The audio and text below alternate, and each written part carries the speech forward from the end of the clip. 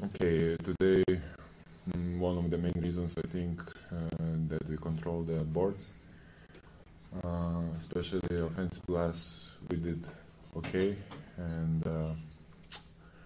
also we controlling the McCollum, his creation. I think it was the big thing to do it because he is a good passer involving his team, and we did a good job to frustrate them and take this win. Thank you. Is there any questions? Ar yra klausimų? Kiek Artūrai svarbi šitą pergalę buvo po to pralaimėjimo išvykoje Čempionų lygoje Rytui? Tiesiog ir tokia užtikrinta praktiškai nuo pat rungtynių pradžios pasiėmė tą iniciatyvą. Skudžiausia yra tai, kad treneriai paruošė planą ir Vokietijoje gerai, bet mes jo neišpildėm, o šiandien mes, manau, padarėm 20 klaidų ir sumetėm 98 taškus, kas rodo tikrai didelį potencialą mūsų tiek skirstant kamuolį, tiek puolimo talentą. Tai manau, kad buvo, aišku, labai svarbi pergalė, nes Patro komanda turėjo, sakykime, dėl pirmos vietos tai buvo labai svarbi pergalė, turėjo tas dvi pergalės, kur mes privalėjom ir turėjom laimėti. Kaip manai, kur didžiausią žingsnį žengėt lyginant su praėjusią savaitę Vokietijai? Nežinau, mes visi mokomės, nauja esam grupė, nauji žaidėjai atvažiavę. Kažkur tai labai akcentuojam, kad kažkas kaltas, to neturėtų būti, visi augam po truputį ir manau, kad ateis ta stadija, kai mes tiesiog mėgausimės vienas kitų, palaikysim viens kitą ir tai yra mūsų tikslas, tai yra Ryto tikslas kaip komandos ir tie žaidėjai tikrai, kurie truputį stringa, ateis į savo formą ir rodys rezultatus, kurių mes visi tikimės.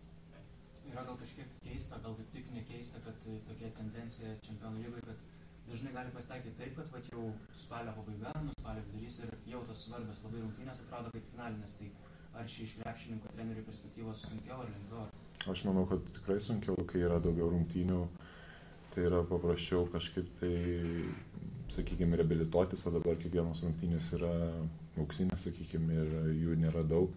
Ir mūsų tikslas yra aukščiausias, tai kaip pasakyti kartais, kai esi nauja komanda, daugmaž tai yra truputį žiauru, bet mes nesiskundžiam, mes einam į priekį kiekvieną dieną, manau, ir rodom vis geresnį žaidimą. Svarbus lūžis gal dar pirmajame kėlinyje buvo prie antro penketo, kad didžiulė atkarpa buvo 17-4 uždarė pirmą kėlinį, dar 6-0 berods antram kėlinyje ir tenai Gytis Masiulis labai stipriai sublizgėjo. Jis berods pasiekė karjeros rekordus Čempionų lygoje efektyvumo, atkovotų kamuolių.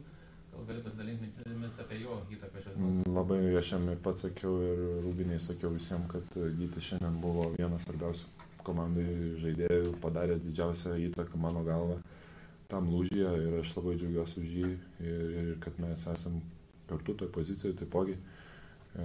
Tikrai, jeigu kažkas nepasiseka, žinau, kad už mano nugaros yra tikrai geras krepšininkas, kuris gali mane pakeisti. Na, šiek tiek žvelgiant į patį žaidimą, tai tikrai daug baudų metimų išsimetė, 34, pasirgė iš tų 34-14. Čia dėl to didelio agresyvumo ar dar kažkoks kitas aspektas prisidėjo? Aš manau, kad jie pradėjo keistis antroje pusėje ir komandos draugai rado tas pozicijas, kur man patogu gauti kamuolį ir jie neturėjo ką daryti daugiau.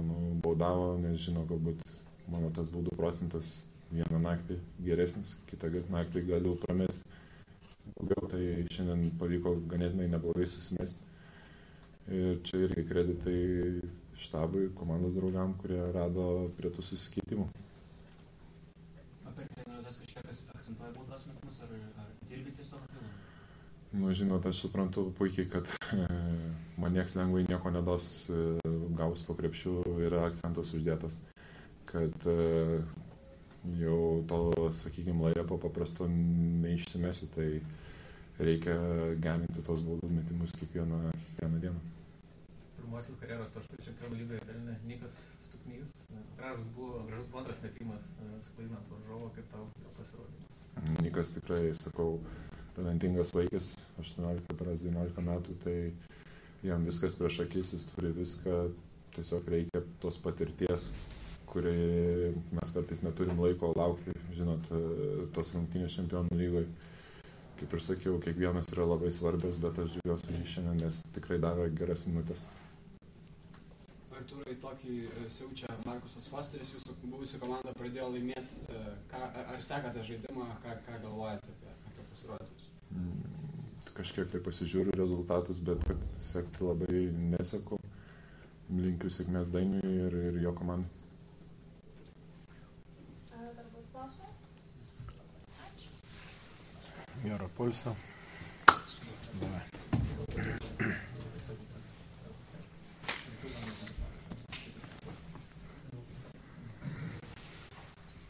We can continue with that coach. So coach, please recommend about game. I would say it's a must category win for us, especially after a very bad game in Germany. And it's what I'm more proud is that it's team win.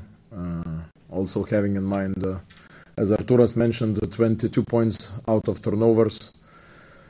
We really played good defense, but out of these 79 points, 22 were from turnovers, which no coach, they know how to guard this. So I think guys overall did good job, and we need to move on to the next game.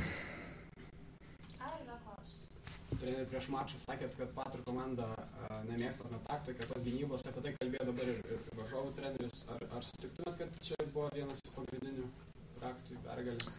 Jo, vienas pagrindinių būna vis tiek šiuolaikinės komandos yra taip pastatytos, kad pagrindiniai žaidėjai yra vis tiek tie gynėjai. Vienas kuriantis, Kendailas, jį palikom su 4 asistais. Kitas aukščiausio lygio sniperis Gray. Jisai neįmetė nei vieno tritašką, bet prie pamfeikų labai pasigavom tų vidutinių, tai sumetė nemažai tų vidutinių, bet šiaip 8 iš 18 jo nėra labai blogas rezultatas mums kaip besiginančiai komandai, tai žinom, kad jisai tikrai nemėgsta to kontakto ir bandėm jį duoti, kiek tas yra įmanoma. Tai tikrai didelį darbą padarė žaidėjai ir džiaugiuosi, kad sustabdėm varžovą. Treneri, po rungtynių Vokietijoje sakėte, kad nepavyko atrasti balansą rungtynių metu ir tas kamuolys nepasiekdavo aukštaūgių, dabar būtent aukštaūgiai atvedė į pergalę Artūras Gudaitis, Gytis Masiulis. Kiek džiugu dėl jų ir kiek džiugu dėl to, kad kamuolys jau pasiekė aukštaūgius ir jie sublizgėjo? Visų pirma, buvo šiek tiek kitokia gynyba, čia dažniau keitėsi. Realiai jie rungtynės grįžo kažkiek trečio kėlinio metu, trečio gale, ketvirto gal šiek tiek pradžiai, kai mes prieš paprasčiausią išsikeitimą praradom kelis labai tokius kamuolius, kur tikrai mes turim įvesti kamuolį dideliam prieš mažą. Kelis kartus net nepamatėm didelio prieš mažą. Ir iš ten jie grįžo į rungtynės paprasčiausiai atviroj aikšteliai pelnydami pigius taškus.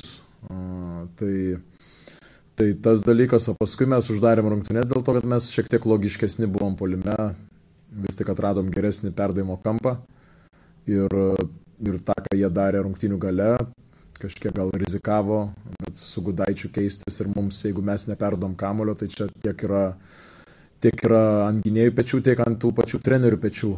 Yra visas šitas, jeigu mes tokio pranašumo neišnaudojam, tai kurį mes galim pranašumo, tada toksai retorinis klausimas išnaudoti. Tai lemiamais momentais, ačiū Dievui, kad tą pranašumą išnaudojam ir tikrai kamuolys suvaikščiojo. Ir tas balansas, jeigu atsakant į klausimą, buvo. Šakinės minėjote, kad pokeriui yra per daug šviesų skiriama šiuo metu, bet vis dėlto ar galim sakyti, kad kol kas geriausias jau buvo Maršas atstovaujant Rytui ir galbūt gali pasidalinti mintim, kuris žengia tą žingsnį į priekį šiose rungtynėse? Jisai stengiasi žaisti daugiau komandai, taip jisai atvažiavęs iš kitos kultūros, iš kito krepšinio, kuriem buvo leidžiama žymiai daugiau ir jis daro labai didelius žingsnius, kad prisitaikytų prie mūsų. Mes taip pat stengiamės kažkiek prisitaikyti prie jo, mes tikrai netimsim jo to talento ir jeigu jis toliau žais komandai, mes tikrai surasim jį ten, kur jisai gali žibėti labiau, ryškiau. Prisiemam treneriai mes patys rungtynių pradžiai, kelias rungtynės iš eilės, kur jisai prisirenka pražangų dėl neteisingai parengtų match-upų. tą mes prisiemam ir mes jo minutės tada suribojam, dėl to su matchupais mes turim būti protingesni ir jo neįvesti tą problemą, kurią jis turėjo paskutinėse keliose rungtynėse, kas limituoja ir jo minutės. Pats Volkeris sakė, kad visą informaciją semia tarsi kempinė. Ar tai yra lengvai treniruojamas šių žaidėjas? Jeigu jis ta kempinė bus teisinga viso sezono metu, tai jam yra žiaurinė mokykla. Ir jisai gali tikrai išvykti po šito sezono tikrai kitas žaidėjas, tikrai aukštesnio lygio, aš to pilnai tikiu ir jam padeda ne tik treneriai, jam padeda komandos draugai, jam vis tiek, jisai nori aišku kažkur tikrai ir aukščiau eiti kažkada ateityje, bet jis turi suprasti, kad tos dar aukštesnio lygio komandos jos tikrai netikrins tų taškų skaičiaus, jos tikrins galimybės žaidėjo aikštelėje, kaip jis skaito, kaip jisai elgėsi galų gale, kai neina jam tą dieną. Taip pat tos komandos klaus, koks charakteris jo yra ir klaus trenerių štabo.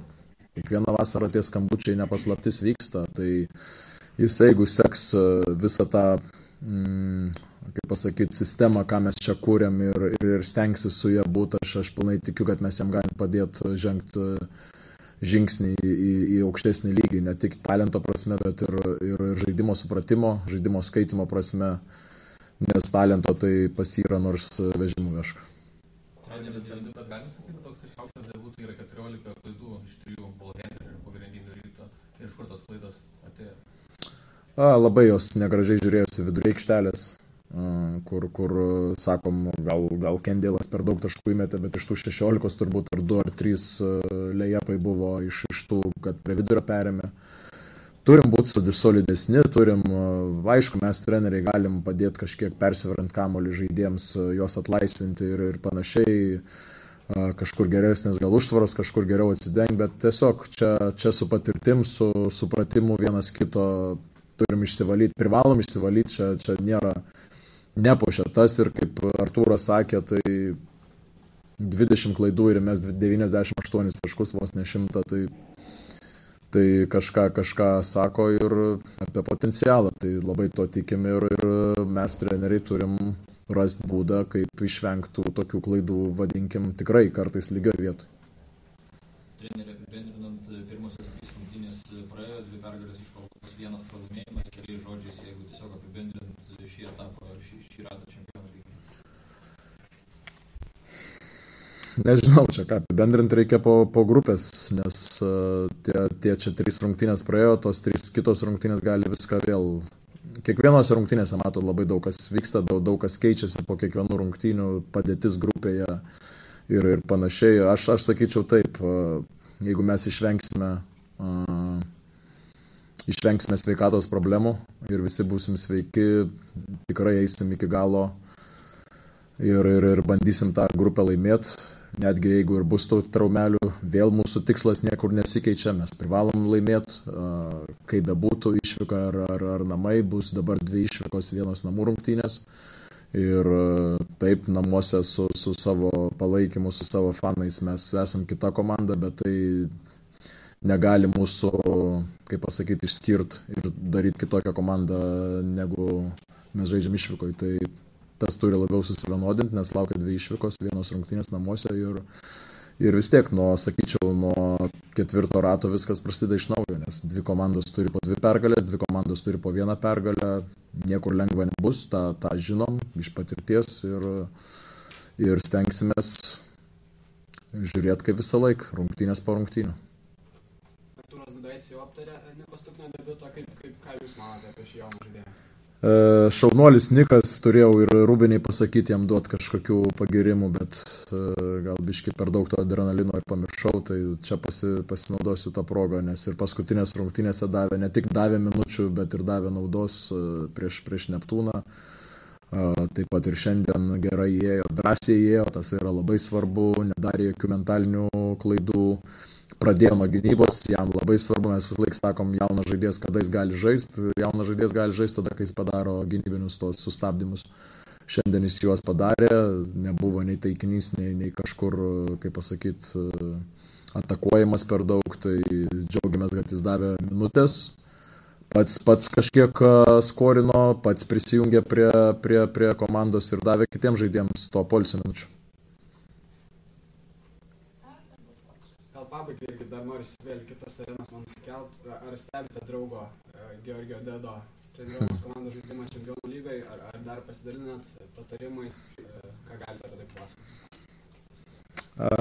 Realiai, jeigu ne kasdien, tai kas antrą dieną susisiekėm ir tikrai stebim, matom, kas vyksta, kaip vyksta, jam yra ne taip paprasta, pas jį visiškai nauja komanda, jo sistemą atsinešęs jisai naują tai komandai ir visą laiką esu sugniaužęs kumščius ir palaikau, daug turi rūkių komandai, tai yra ten jam reikalų, nors irgi vežimų vežk, bet manau, kad įsibėgėjus sezonui turės labai gerą ir smagią komandą ir